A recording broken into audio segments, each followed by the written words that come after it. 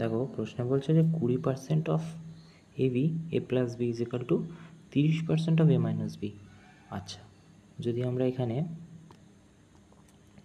এখানে লিখি যে 20% মানে কত, 20/100 ইন্টু কী দেওয়া আছে, এ প্লাস বি,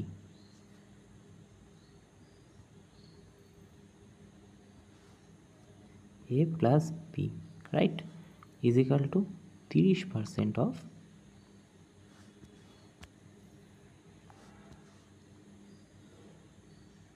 এ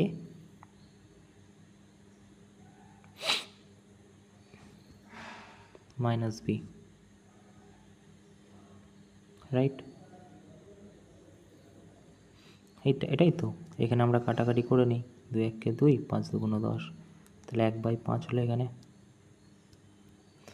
1/5 হলো, তাই তো।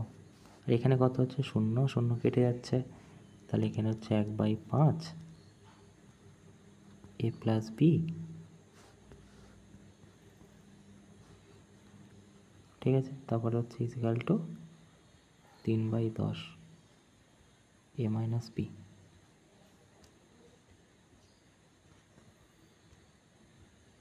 এ মাইনাস বি, তাই তো। তাহলে এখানে যদি এটা কেটে দিই, 5 2 10, তাহলে এ প্লাস বি ইজিক্যাল টু কত হচ্ছে, 3/2 এ মাইনাস বি, রাইট।